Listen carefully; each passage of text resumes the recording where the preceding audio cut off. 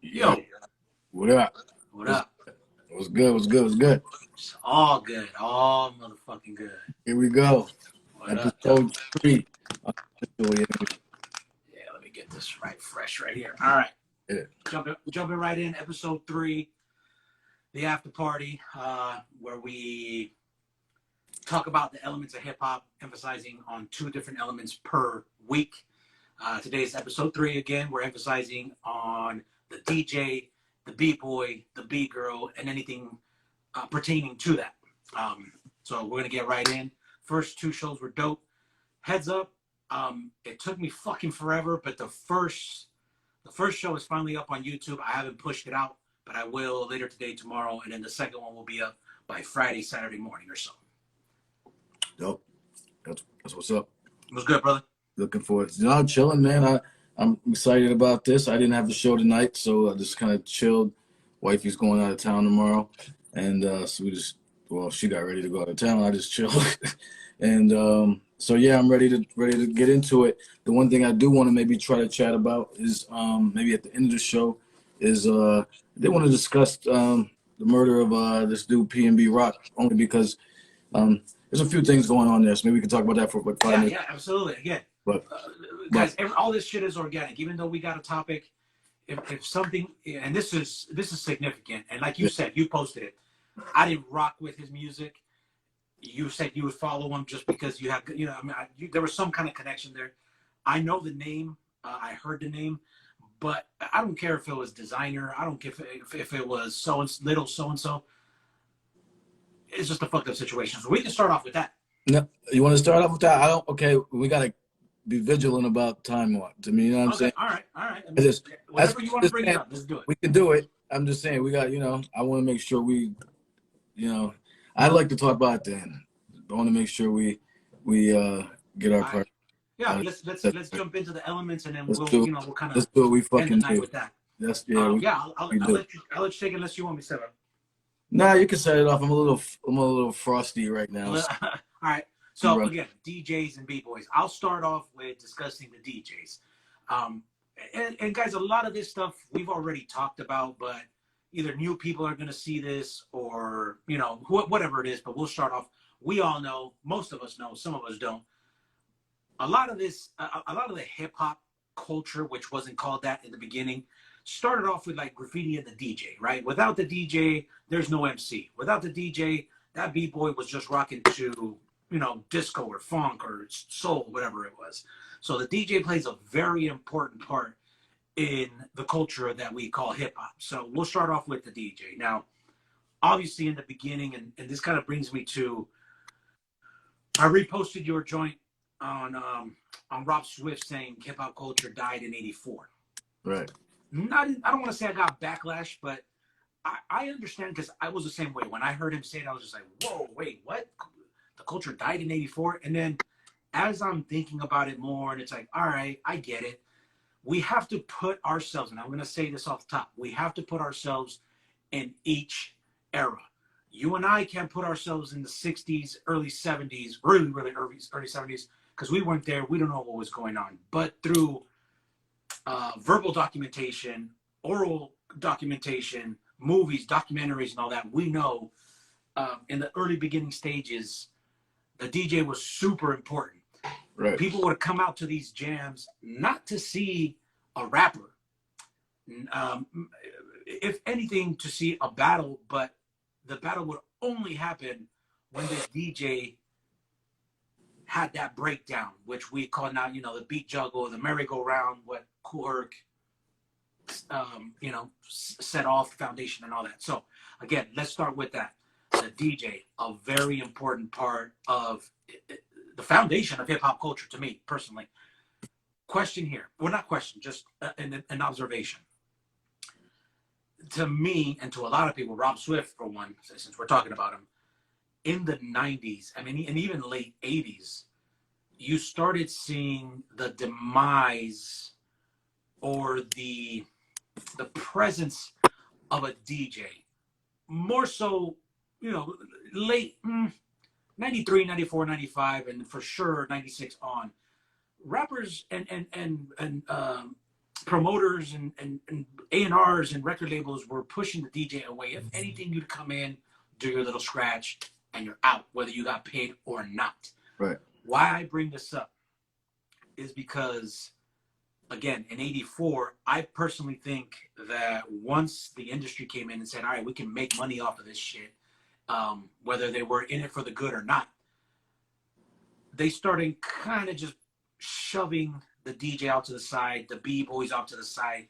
Yeah, it exists, but it wasn't in the context, or it wasn't in the format it was in the 60s and the 70s, going into the late 70s, early 80s. No, it was not. So my topic today, or what I want to get into, is the DJs having to make their own lane, and really any element, right? The graffiti writers, B-boys, graffiti writers, you said it, they stand alone, so that's never been an issue. But the DJs were kind of like, all right, cool. And Rob Swift said it on the Scratch DVD. His goal was to be a DJ for a rap group, and that was his thing. Never thought he was going to make it in a group, do an all DJ album. And that's not a big thing these days, but bomb hip hop out here in San Francisco, it's the Bay Area, let's just put it that way, up north in Cali, kind of gave these DJs a house, a way of providing for their family, being an artist as just a DJ, right? DJ Right. Faust, all DJ album, Executioners, Scratch Pickles, Scratch Hamsters, everybody, all these artists had to make a lane for themselves as a DJ. I'm not from the East Coast. I'm not from the Central Coast. I'm not from the Midwest. Was there something similar to that where a DJ in the East Coast had to make his own lane in terms of making bread or establish a name for himself in the 90s when they were getting pushed off to the side? Well, I mean, I would say the first group that comes to mind, obviously, is Executioners and stuff, as far as doing that. I mean, but here's the thing, though. It's how do they choose to make their lane? Because Right. Okay. because looks like you're more referring to the turntablism aspect, but there's also, so many aspects of being a DJ, whether it's just doing parties, on the radio, as far as like all that stuff, funk flex type thing. So if you think about the DJs out in New York, as far as they weren't making their way more with, as far as the turntablism really that was going on, but we were doing mixtapes, and that's another. You had the second part of your thing here. The mixtapes, Clue. There was so many local DJs, SNS, Buddha Barber, Tony Touch, yeah. Tone Touch. And let's not, get it twisted. Flex was holding it down in the 90s. I mean, you can check on him all we want. Now, fucking weirdo and all that, but whatever. And he's whatever. But he had his part in the 90s. That's just straight facts. So, so out here, the mixtapes thing became huge. They were flipping shit, and a lot of joints were getting broken. A lot of tracks were getting broken through the mixtapes. So it became. I mean, I wasn't like in the DJ scene, but so the only crew I knew of out here, East Coast wise, that was doing that was Executioners. But I'm sure, New York's big, so other crews were probably doing it, but they were the most well known. But it seems like out here, that lane was made with the mixtape. I mean, that was clear. I mean, like the Clue. I mean, that birthed a lot of careers, and a lot of tracks were broken on Clue tapes, like and a lot of remixes and shit. So. That's how it kind of came out as far as out here. It was like, yo, you heard the new SNS, new whatever, like funk, Flex was killing it, yo. I mean, too, like his shit was, and then so that's the vibe out here for the way it was kind of going. So it's an interesting question because I never really thought about that. I mean, that's why it's good. This is why it's good for us to be organized and dial in on the elements, because it forces us to think about things that we maybe never even thought about. You know what I mean? And that's an interesting point. So it never just came to my mind like, oh yeah, but that's what happened out here. So And I'm glad you brought that up, because that's exactly why I asked it. Again, DJ's getting pushed aside. DJ was normally, again, keep in mind, we have to put ourselves in that era. The DJ was the one either breaking these records, and I'm not saying breaking, but like putting these records out, right? Prior to that, before rap music, it was different. But the thing was, all right, what song within an important album, James Brown, everybody knows, Say It Loud, the Payback, but there's a song within the album that not a lot of people might have known, and somebody's using that break, right? Whoever that DJ was, early 70s, you know? So that was their thing, breaking a new record, and your thing was going home and like, holy shit, what song was that, right? Covering the labels and all that shit. Fast forward when, again, DJs were getting pushed off to the side, and why do we have to pay a DJ? We can have a pre-recorded track. Now the DJs, again, have to make their lane. What do? Mixtapes. The mixtape scene, personally, I mean, out here in Cali, the mixtape scene was big, but I don't know if it was, Rubik's might, if he's on here, might give a little more insight, but I felt like the East Coast with the Flex, Tony Touch, all those mixtapes, they were breaking bigger records than out here. Out here, to me personally, it was more of a, and someone asked it earlier, out here, the DJ scene, well, at least what I was exposed to, was more tricking out, right? Getting the flares and the scratches and fucking tricks and all that. Don't get me wrong. East Coast was doing that. Everyone was doing that. I get it. But I feel like from what I heard, the mixtapes out of the East Coast were more, hey, this is a complete album that anybody can hear, as opposed to West Coast, that real turntablist head is the only one that can listen to that. That's what I gather. I mean, I you know, and the groups the prominent groups that I was, you know, like Scratch Pickles, like you said, and all that, yeah, they were doing that. And so it seems like the West Coast took that, you know, the West Coast, somebody pointed this out to me, you know, the West Coast always adds like a little flavor to some shit on some like flair, right? Like, so if you think about it, like they took, you know, like they took the B-boy and stuff, and they added their own like steez to it. So like a more of a, I don't know, like West Coast Hollywood is gloss, like so it was like a Laker-ish, like yeah, I get it. The same type of shit. They took DJing, right? East Coast, I was scratching. It was some basic shit. Maybe by the time it gets out to Beat Junkies, whoever was doing it earlier and stuff like that, they're tricking that shit out like cars and stuff. I mean, West Coast tricks shit out. So that's what I'm trying to say. The West Coast always, we're gonna take this and flip this shit, and so it makes sense. But yeah, the records were breaking in New York as far as like songs and shit. No, there's no doubt about that. You know what I mean? But yeah, out west, like you know, like Funk Flex wasn't going up against like, you know, Babu in a battle or anything. You know what I'm saying? It was two totally different type of things going on. Tony Touch, he wasn't concerned about like, you know, yeah, the mixing and the transitions and shit had to be good and stuff like that. And, you know, if you could scratch, it's dope, but it wasn't like, you know, an hour of you know, beat juggling and all that shit. So, you know, it's the same. This was a different energy. So it was dope. Dope that both really flourished, though. You know what I mean? At the same time. I'll put it this way. A little off topic, but just might be on topic. But I've been to several events. I've heard several tapes, mixtapes, CDs, whatever it is, where it's more of a showcase, right? So you got DJ so-and-so on stage, and all right, he has his routine. Cool, boom, boom, boom.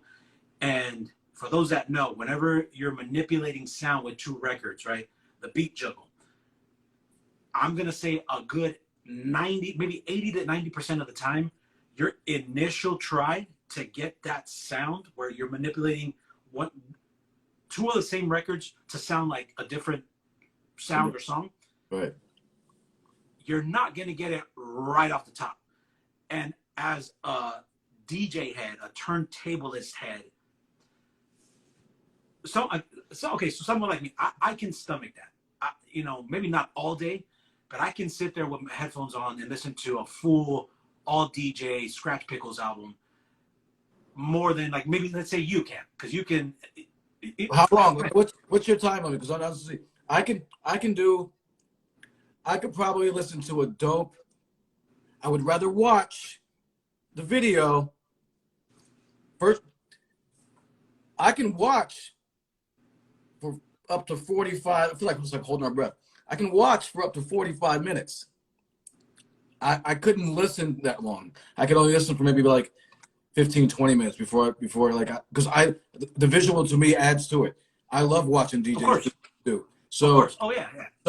So I can watch for up to 40, even an hour, especially if I got the good crime. So, but listening, there's a difference. What's about you? And again, I mean, I've done it to where I've said it. I get into these little time frames of like, all right, this time I'm into MF Doom, and it's 2 weeks of all MF Doom, and then all right, now I'm into Chub Rock, and I'm listening to Chub Rock. All right, now I'm listening to all breaks. Okay, now I'm listening to all my mixtapes. So, man, I've gone, and I'm not saying I'm listening in, all day, but I can easily listen to 2 or 3 all DJ albums back to back. No big deal. Yeah, I couldn't listen. But again, and I'm glad you brought that up, because again, and I'm not saying one is better than the other, right? Before anyone starts fucking saying anything, what I'm saying is, for those fucking just heads that just like, yeah, again, because I know someone would have to visually look at a DJ and know, okay, he's trying to do this visually. If you're listening to it, I'm sure you would know too. So I'm not putting you in that mix, but most people would be like, what is that? That's not even on beat. What the fuck is he trying to do? But to those DJ heads, okay, he's kind of winding up to get to that sound, where visually you'll know, all right, this dude is doing this. Boom, boom, boom. Yeah. Yeah.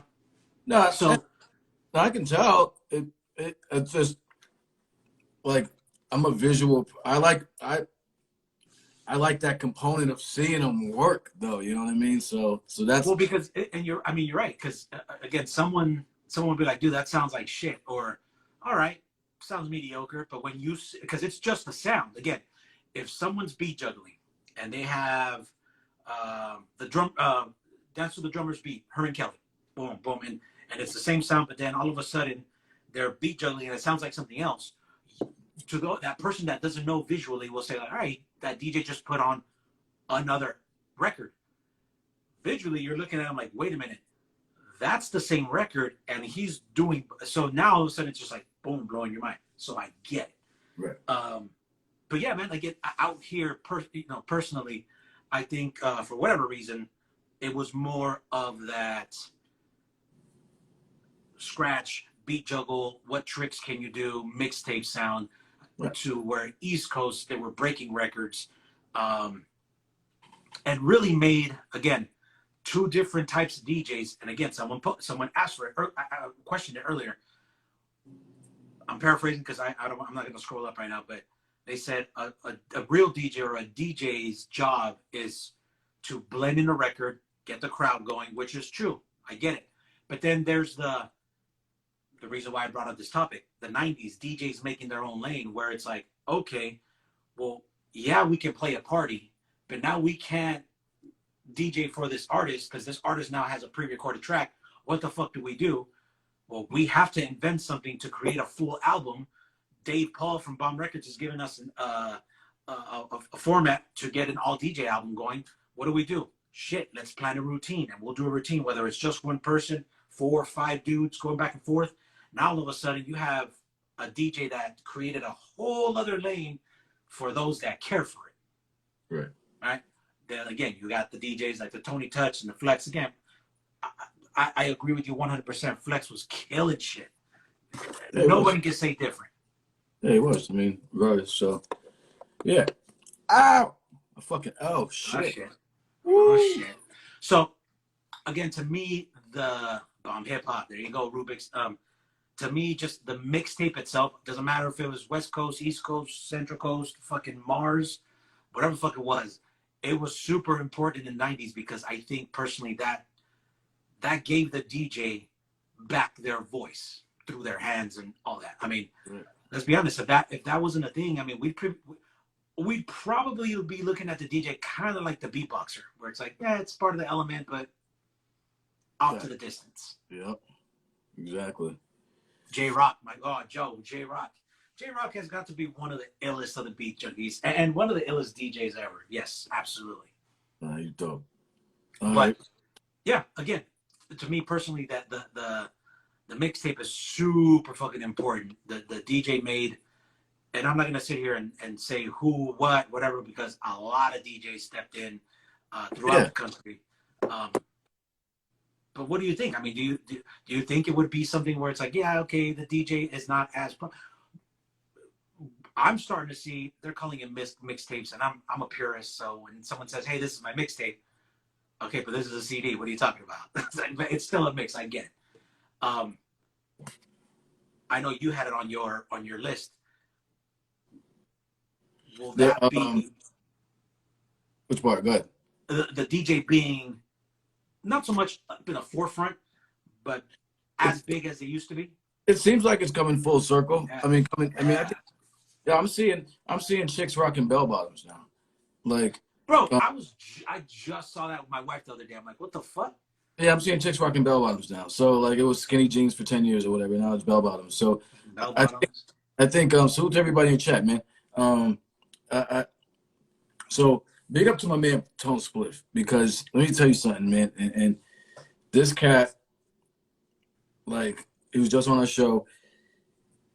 He's been on like every single underground track that's fucking coming out right now, like with mad cuts and scratches and shit. And it's dope to hear that. It's dope to see that. And he's doing his thing. So big up to him. And he's on every fucking joint. And that's how I first heard about him. I started seeing Cuts by Tone Spliff. Cuts by Tone Spliff.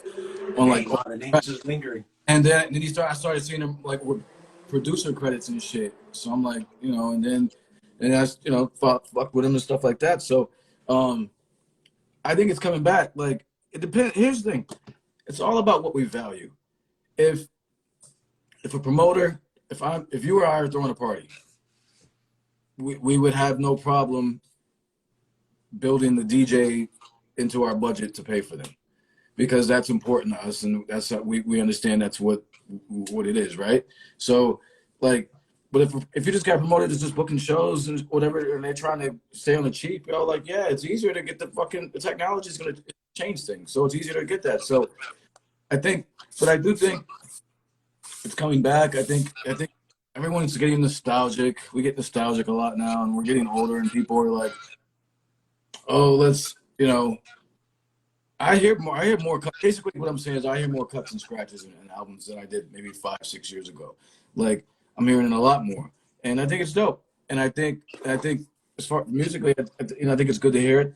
But unless an artist is willing to, a rapper is willing to like forego some bread, most promoters aren't trying to like add that in there. I mean, I don't know, like, you know, unless you're a group or something, and then, you know, you're gonna get a group rate or something. So we're still not seeing groups come out with like DJ so-and-so and so-and-so. You know what I mean? We're not seeing that, you know. But I think everything to me comes full circle.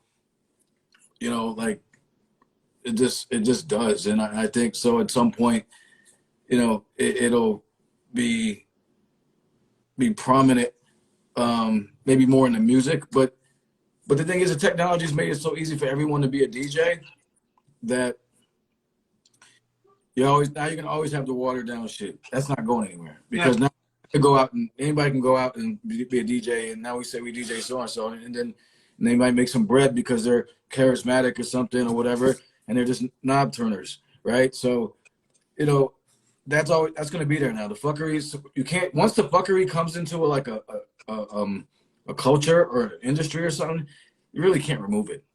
Oh, it's going to be there. Yeah, it's going to be there. You can only just like navigate around it now, right? So I think it'll make a comeback in some ways in the music, but not necessarily like live shows, groups, and shit like that. I think that shit's done, yo. I mean, as Rob said it, I mean, I think all of the elements are pretty much, for the most part, on a worldwide scale, destined or still going to be operating independently. I don't see a unified front. Yeah, man. I was having a conversation with somebody about that. It'd be nice, and we can dream, and we can push for it, and we can say, hey, let's get together and do this. But I think so much time has gone by, and again, we're talking about DJs, so I'll discuss that.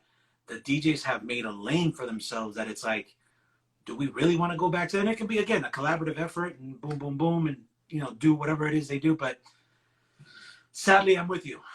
Not sadly, I'm with you, but sadly, I feel like you're right. It's never going to be back to the same thing. Joe mentioned Radio and Joe Cooley. So Joe Cooley, I think we talked about it last time. Joe Cooley was just out of the mix for years, and I had reached out to him like, "Yo, let's get you on the show, or let's get an interview." Nothing. Read my message, nothing.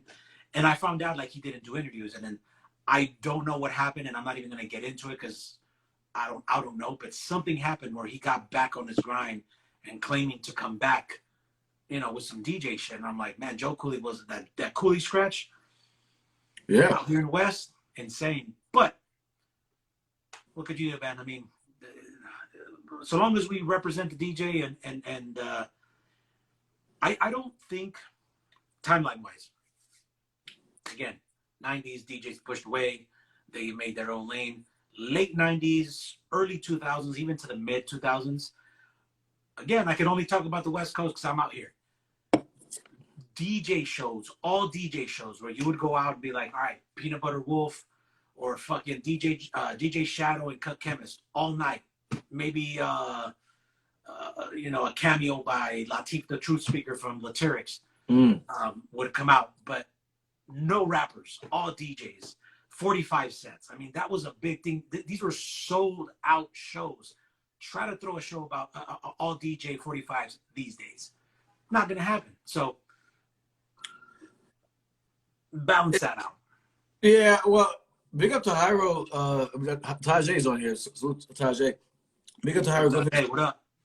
Actually, at the last Hyro Day that I was at, they had an all 45 show. DJs Dante Ross, Breakbeat Lou, and Diamond D, and that shit was fire. So you brought that up, yeah. So it's just funny that you mentioned that, but like, yeah, on a regular, no, that's not gonna happen. It's gotta be a special thing, and that was a special thing, and typically it's not gonna happen. So, yeah, it's different, man. It's different, and because again, what do people value? What the appreciation is? The appreciation still there? And so yes, for a certain group of people, it is. I mean, I think they'll have those shows, but again, as Rob was saying, because people are always saying, well, in my hood we do this. Yeah, but like that's isolated pockets all around the country, like or wherever it is. It's not necessarily what's going on it's not all the elements aren't connected. People don't give a fuck about DJing, man. Let's keep it 100, man. We care. There's 7 people on here. If we were talking about fucking if we were talking about some rap shit, like, or if we had been talking about the P&B rock shit or whatever, or some controversy, the whole shit it would have more people. I mean, so nobody cares about DJing. Nobody cares about B-boying except for B-boys. And nobody cares about except for people. You got the participants, and then you have the people that like just really appreciate it because they at one point participated or something, or there's got to be a reason. But the average hip hop fan just cares about rap music. Let's keep it a buck. The 6 or 7 or 8 people in here, how many people? I'd say 3/4 of you just care. Most people care about rap. Like they come, like I see the shit going up and it goes down, and it's funny because I remember just keeping it a buck. You're like, nobody cares. Nobody cares, yo. And nobody gives a fuck about the DJ and hip hop, like, except for the DJ and hip hop. Do you think, let me ask this, and it just came to my mind right now as you're saying it. So, and I hate to go this route. Keep talking. But obviously, if you guys want to chime in, please do. This is what it's all about. But obviously, the industry is driven by the younger crowd, right? Whatever the industry pushes, hey, I'm trying to sell a can of Pepsi. All right, fucking Travis Scott, whatever the fuck. I don't even know who the fuck that is. I know the name. Boom. Because the younger crowd will know, hey, a DJ, for the most part, again, and I'm it's a very marginalized, very small percentage of rap heads or whatever you want to call it. go out to a DJ event, or they're at a hip hop event, trap event, whatever the fuck, and the DJ is really just doing this, pushing buttons, the quote unquote drop, knowing there's not much to being behind a CDJ, turntable, whatever the fuck. I'm assuming because of that visual that these youngsters have, they don't really respect the art of the DJ or the importance of the DJ. Because it's like, oh yeah, he or she is just up there pushing buttons. They're not queuing shit up and marking records and crates and that shit. That's not a thing anymore. No, they don't give a fuck. I mean, or there's two ways to look at it. It's not a thing and they don't respect the art of it. Or they think the art is the turning of the knobs and the fucking and the shit like that. Because yo, being a character. There are DJs out there, we're using that term loosely, that have a following and make bread and they're knob turners. But they have some charisma. Yeah, there you go. Push button DJs. So you know, that's a thing. And they're out there. They make bread though, because they're charismatic or whatever, or they might be like a hot chick, you know what I'm saying, or some like, you know, good looking dude or whatever, and they, you know, can work a crowd. I mean, so they don't have the skill. I mean, back in our day, sonny, the DJs could work a crowd, and they were nice at what they did. You know what I'm saying? They also, you know to play the crowd. So I think there's both ways. And then you say, yeah. Then yeah, I don't think that they may not respect it. We know the promoters don't respect it, right? We know that for a fact. I mean, the average promoter, because you aren't really, I mean, and even hip hop, quote unquote, hip hop promoters don't want to pay that shit. I'm not even talking about just places that book different types of shows. Even your hip hop promoters don't want to like pay for no DJ. You know, so well, what I've seen too is where like hip hop promoters I hear would say something like, all right, you know, we're gonna book so and so, so and so, and so. So let's say 3 or 4 acts, and which is fine. I mean, what I'm gonna say, it's fine. I get it. I'm not a promoter, so I can't really have a say. But there's the resident DJ. That DJ is gonna DJ for everybody, or there's 2 DJs. The one DJ that's gonna do sets in between, 15-minute sets in between the actual artist, and then the DJ that's going to DJ for the main act. And that's normally the DJ that has more of a name within the local area. But as to say, yeah, we got a DJ showcase or booking an act that has a DJ. Yeah, they're not, what the fuck we want that for? Or not, I mean, I do, but the promoter would be like, we don't want that shit. Right. So, you know, but yeah, we were talking about the mixtape earlier, and I saw that actually one of the things you want to talk about was like the art of the actual mixtape. That's one of your points. Yeah. I mean, I think we kind of talked about it, but from the DJ itself, yeah, or himself to the listener. I mean, you know, one thing is, hey, and again, we're talking eras. These days, you can stream shit, and then you're on the go. We live in an era where it's like go. I was talking to somebody today at work, and I can't remember what came up, and I told him, I'm like, you know, that's what's up. Oh, he told me something about, he's like, yeah, you know, every day I come in and I have to buy a coffee from Starbucks, and it's like $7, $7 every day, you know, in the month. I'm spending a lot of money. He's like, what I did is I just went to Ralph's or whatever and got the instant coffee from Folgers, and it cost me $6, and it makes 140 cups or some shit like that. I'm like, look at that, dude. It's just easier for us to, but fuck it. I don't want to make it. I'm on the go. I'll spend the $7. We're go. Same thing with the mixtape, right? Or with the DJs. So again, back then, you can go Music Plus, Warehouse, Virgin Records, whatever it is, pick up a tape. Hey, I got a fucking whoever the fuck, LL Cool J. All right, the whole song, the whole album, cool. Or, yo, DJ so and so, whether it's a big DJ name or the local DJ from down the block that's passing out his mixtapes. It's a showcase of not only his or her skills, but of music that you might not know is out there. Mm-hmm. So now it's putting, again, these days it's at your fingertips. You can type in, blah, blah, blah. And even then, you don't know what's out there. You have to, Right. but a DJ will tell you, like, yo, check this out. You might hear something you've never heard of. And then yo, what the fuck is that? All right, it's so and so. And then that branches out into some other shit. That art That's of presenting shit to you and just blowing up, man, I miss that. So fun. yeah, the mixtape was huge. Again, whether you're breaking records or just I'm somebody that knows a DJ can scratch. But wait, what the fuck is that sound? What is that chirp sound? What is that manipulation? And all of a sudden, yeah. So personally, I think the mixtape, I don't call it a part of the element, but it is to me a very important part of the culture, at least in the 90s. Yeah, the history. I mean, yeah, it's just like the history. Like, I mean, there's certain things that were part of history that are no longer a part of it, but you can't deny its place. Critical part of the of 90s, especially New York hip hop. I mean, like, you can't, just without a doubt, it changed. It was a total different thing. It was dope, and people were slinging them out of their cars and shit. So yeah, no, it's part of the culture. I mean, it's part of the whole thing. So I'm glad we talked.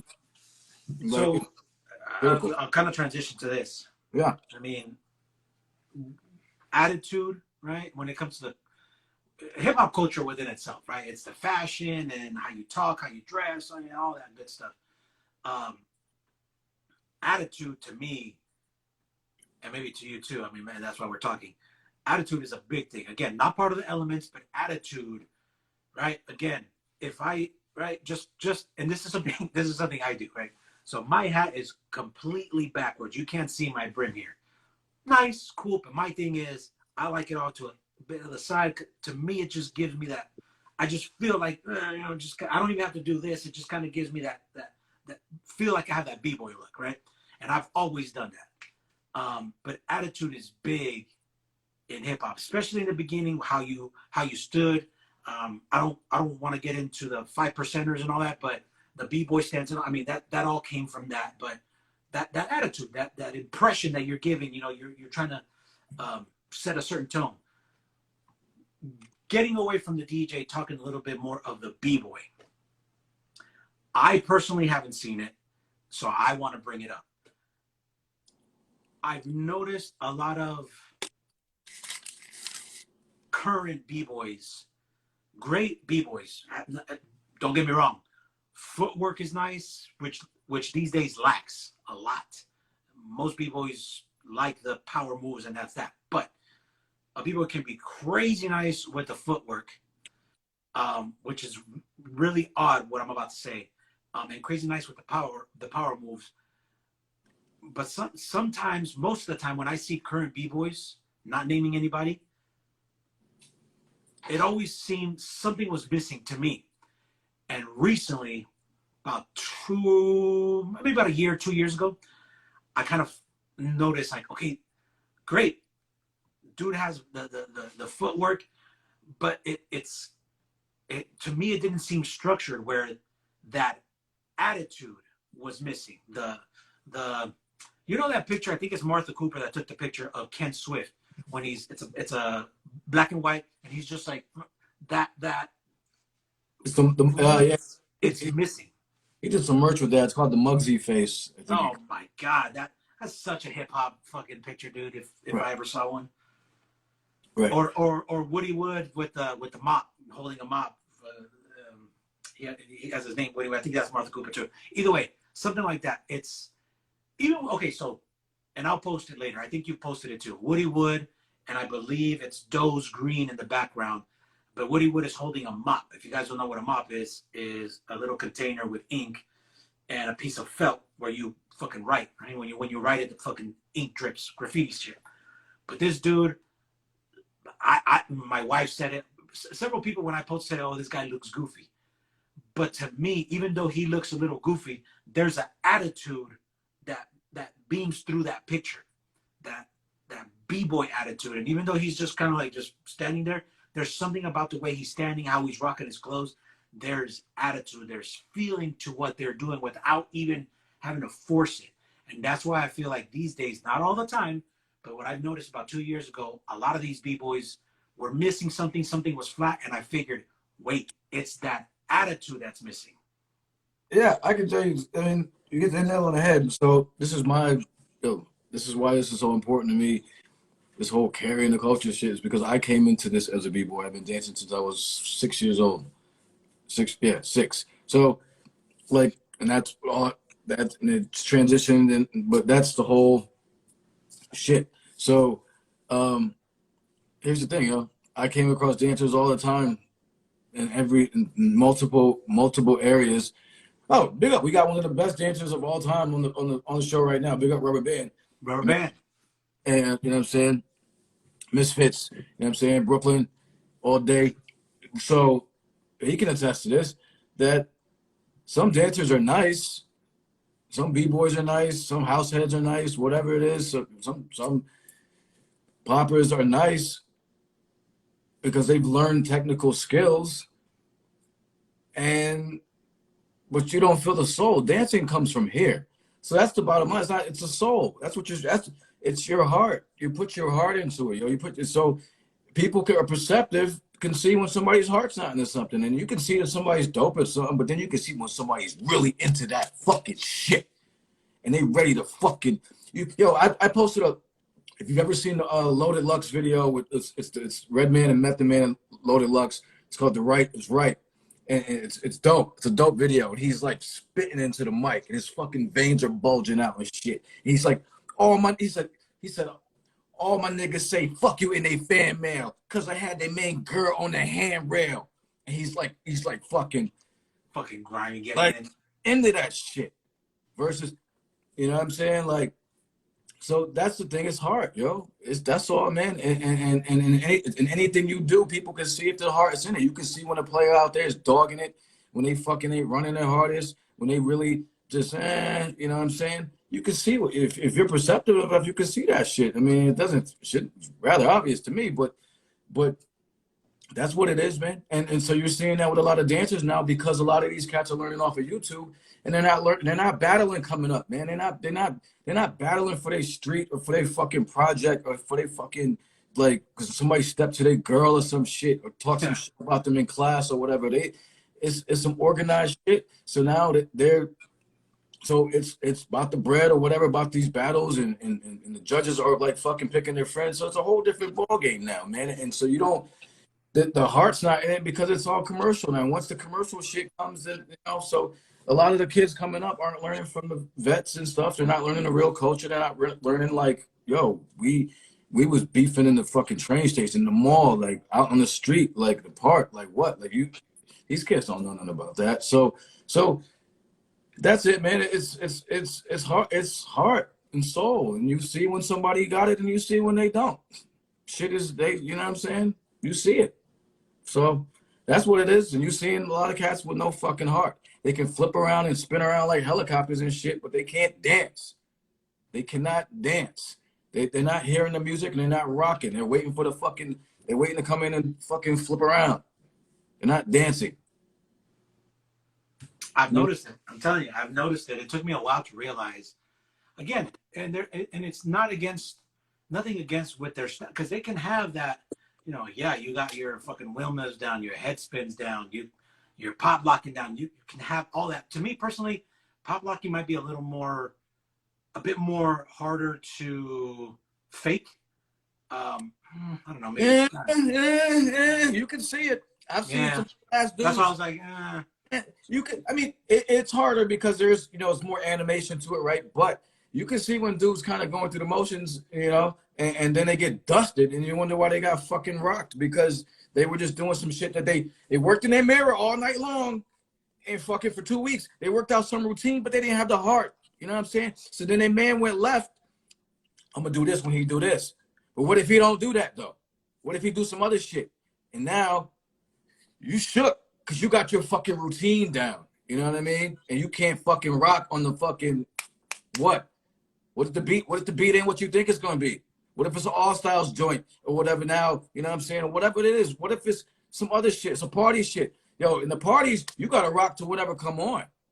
You know what I'm saying? If a nigga step to you in a fucking joint, Rubber Band can attest to this. If a nigga step to you in the joint, like, what you gonna do? Wait, yo, this ain't my joint, yo.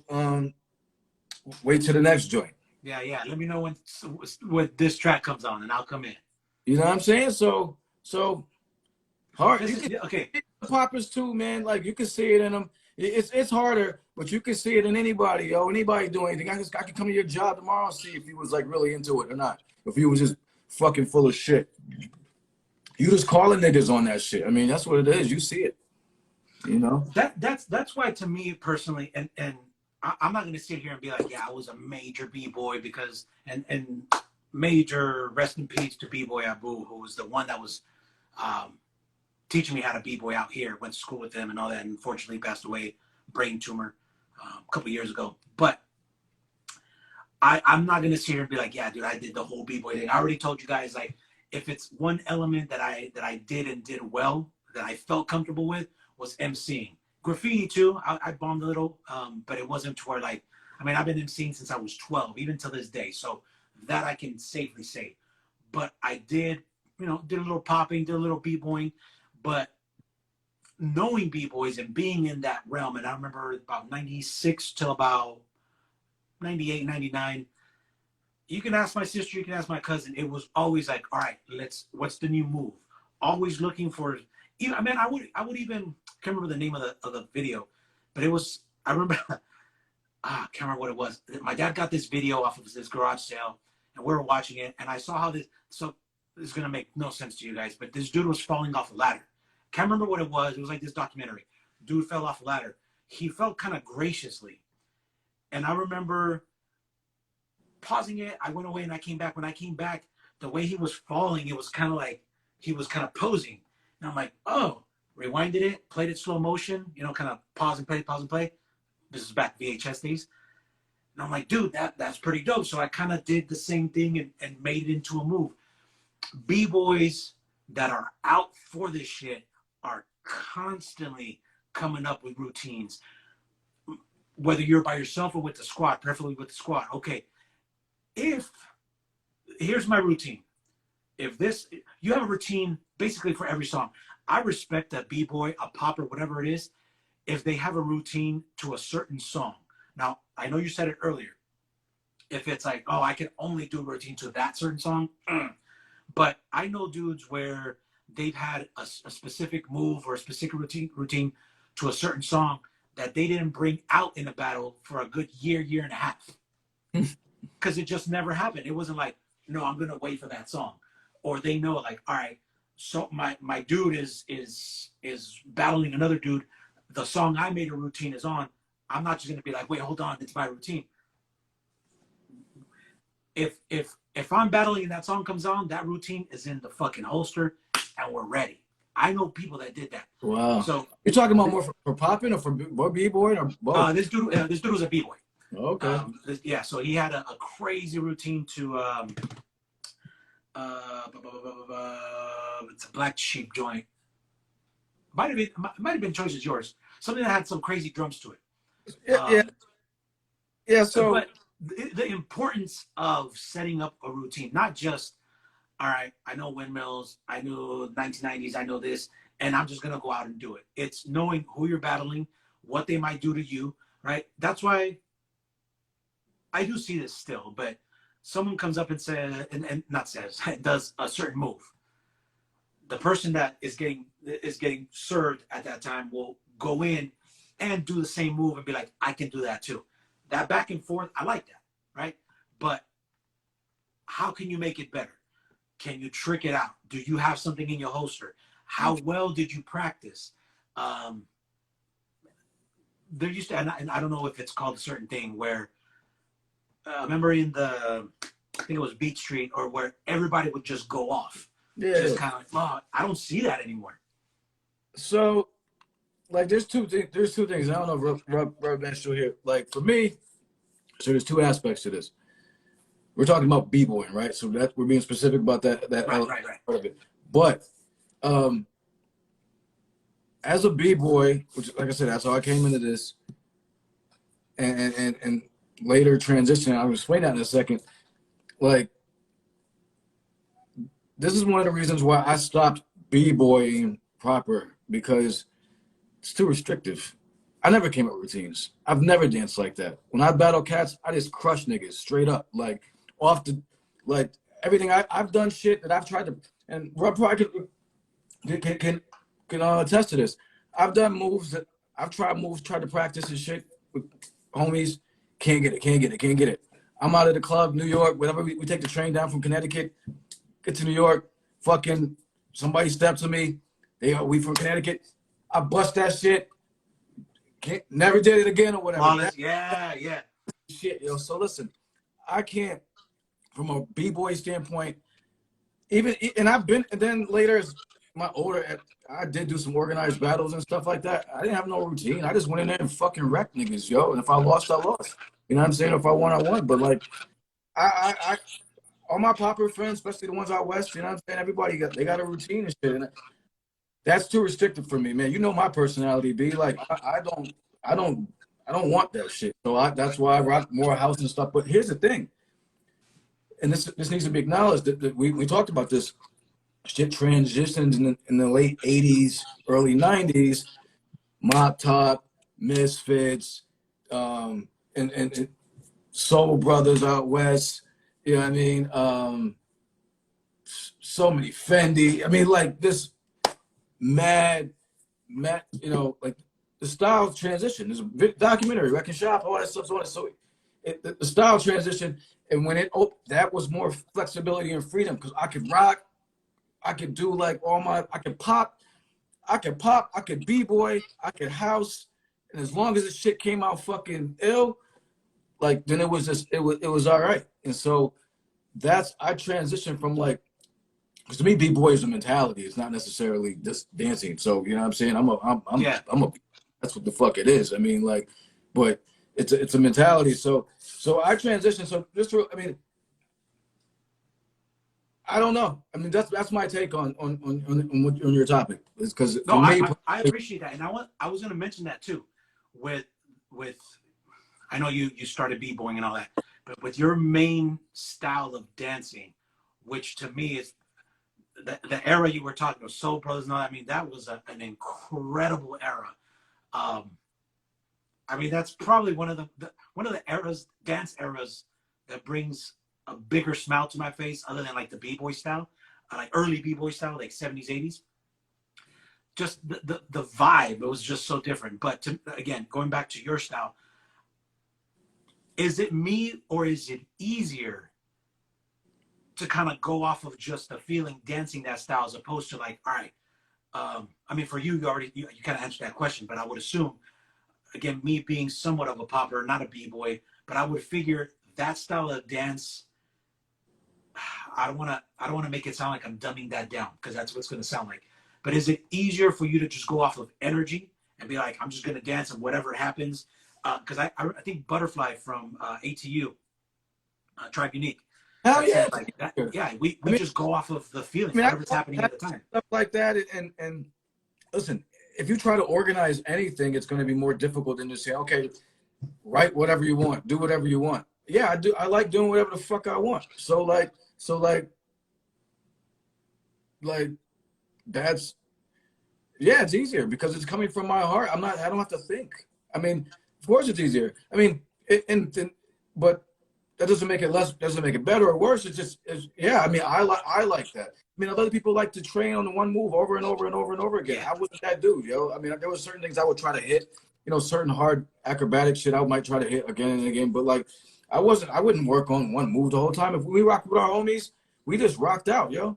You know what I'm saying? Whenever That's beautiful. All of our training sessions and practice sessions, we just rocked. We just put the music on, rock, smoke some L, drink some 40s or whatever, chill. It sounds fucking beautiful. That's beautiful. Rock. It wasn't, and if we would try to get shit. I mean, there were certain things we like, oh, you know, like, so why don't you do this when you do that? But it was just real loose, man. It wasn't like, you know what I mean? Like, you know, so, you know, I mean, but I know, like, rubber band, like, I mean, a ton of these guys are, that's why I couldn't teach. When I tried to teach, I like teaching fourth grade kids because they show me shit. They're jumping around doing, oh shit, I'm stealing that. But like, I'm not trying to like choreograph like stuff. I didn't really like that. You know, I've done that, and but it's not. It wasn't fun for me. That was work. Dancing's not. Dancing for me is a freedom of expression to like just fucking lose my shit and deep. You know, so it's not for me. I can't. When it's work, it's not.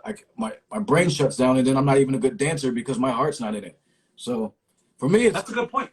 It's all heart for me. It's all heart. Like I can't even rock. Like that's why certain shit like. I'll be out and people be like, oh, dance, you know, like we're supposed to go out and rock. But if the music, if I ain't feeling the music, I'm just like there like this. Like, yo, I'm about to go burn. Like, you know, I'll come back, check. You know what I'm saying? So that's all, you know, for me personally, I don't fuck with routines. Like, but I can't, I don't have the tolerance for that shit. I just go out, I'm just coming at your ass. You know what I mean? Like, and whatever I like what Rubber just said. That's the meaning of wreck and shop. Just catch wreck. Right. I mean, you both put that beautifully. So, I love that. That's why I brought it up because you said, I mean, that's all heart. That's to me, again, and I know several people that have that style, and they've somewhat said the same thing. It's like it's not, yeah, you know, you kind of learn how to do a certain thing, but it's just more what the song is telling you, what the vibe is telling you, what the club, crowd, whatever. It's just a feeling. It's just the vibe. Right, a lot of times, right, you see a B-boy battle, even the famous Rocksteady from B Street, Rocksteady battle on B Street, whatever. Like, yo, there was like, you're B-boying, you could. A lot of it's about who does this move the best, yo. Like they were doing the same shit, a lot of them. You know what I'm saying? That's not what I'm about. Like, yo, our whole crew, it'd be like if it was like 8 of us, we all had 8 different styles. You know what I'm saying? Like we like, you know, coming on some like what we got this. Okay, this cat you want it like this. This cat got you. You know what I mean? You want it up top. So it wasn't like who could do the best move. We weren't all practicing the same moves. If we were practicing our own individual moves that we were trying to get. Not like, oh, okay, you know what I mean? Like somebody might be helping us because they might have already been able to do it or something. But it was like us practicing our own shit. Like it wasn't like, yo, like. That makes the crew deadlier. That makes the crew yo, because you don't know who you come like. What somebody come like, you know what I mean? We had like a dude that was like 6'2", like lanky popper dude though. So his angles was coming at you like bow bow bow. Then little short. We had a short girl on our crew. She was a gymnast, and she would come out and you didn't know she was so strong, so she would just bust like double somersaults and shit in the middle of like a fucking like B-boy routine, and you'd be like, what the fuck was that? Like boom, boom. And then, you know, so like, yeah. That's how it is in the Kung Fu movies. That's deadly. You know what I mean? They all coming crazy. Like, you know, somebody got like the fucking katana, right? Somebody got the fucking nunchuck. Somebody got the crazy death smoke and shit. Like somebody, you know, so yeah, I'm getting hyped. And that's important. That's important. Again, when you're dealing with with anything really, but when you're dealing with a b-boy or a dance crew, yeah. I mean, how many times have you seen or have I seen? All right, dude. Yeah, this dude can do a nice little windmill or whatever the fuck. Yeah, because it's about, you know, how many times have I seen a b-boy do that? Yeah, so you know, but then you know, because it looks like we're throwing shade. I mean. Right, yeah. Real B-boys got flavor, and you can see that shit. You know? I mean, my man Tony Bones, you know what I'm saying? Step Fiends, Long Island, like a lot of B-boys, he was house too. Like, I mean, B-boys got flavor. Real B-boys got flavor, yo. Like they gonna, like, you know what I'm saying? They gonna add some fucking. They may do the standard shit, but they gonna add their little fucking shit to it. Like, and that again, hard, yo. And that to me, that's why to me the footwork is so important, because I think that's where you're kind of like posing, coming up to the, you know, just getting on. That's, to me, that's where the attitude, the vibe, the heart comes from in terms of a b-boy. Because again, once you're spinning in the air, yeah, I mean, can you spin faster than so and so? Great, cool, but that heart. You know, when you're spinning, yeah, you can't really tell how you're in the air. So that's why, to me, the footwork is where you kind of wow out and show what you got, and you show the heartbeat, and you know. Yeah, but yeah, man, respect.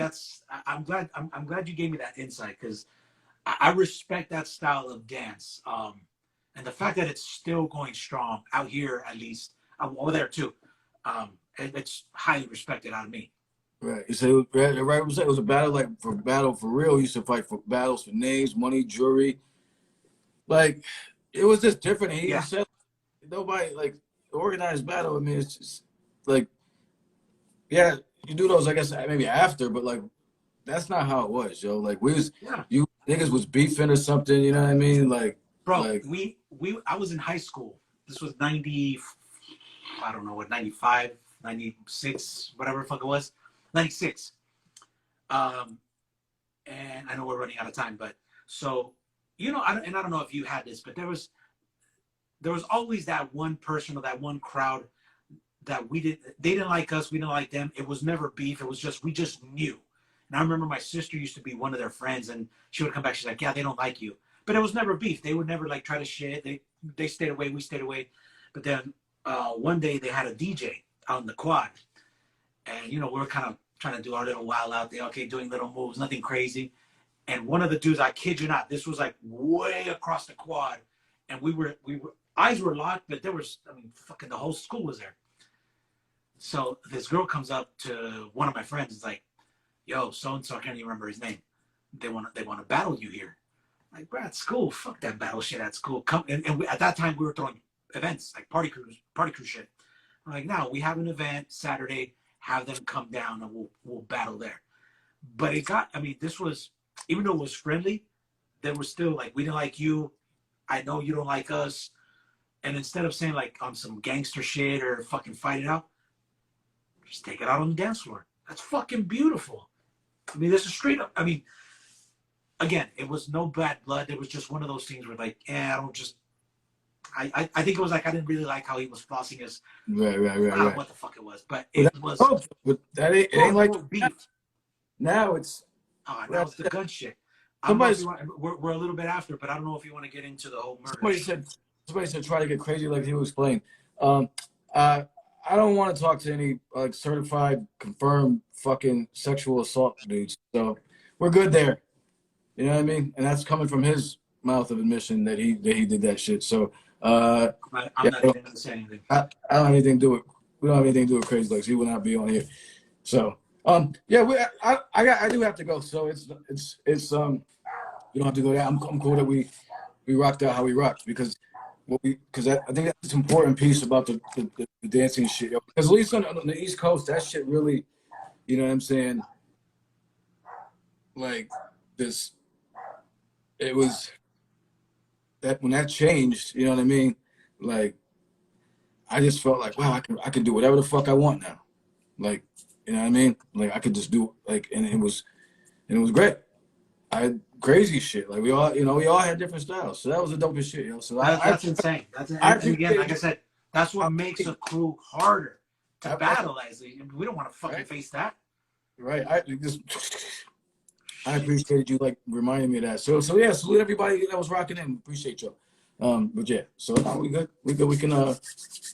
Yo, yeah. So I do want to let's talk tomorrow though. I wanna Yeah, I need to. You asked me a question. I just noticed that I never replied. I'll text you. I'm gonna go eat right now, but I'll text you tomorrow and we'll iron out some details and all that good shit.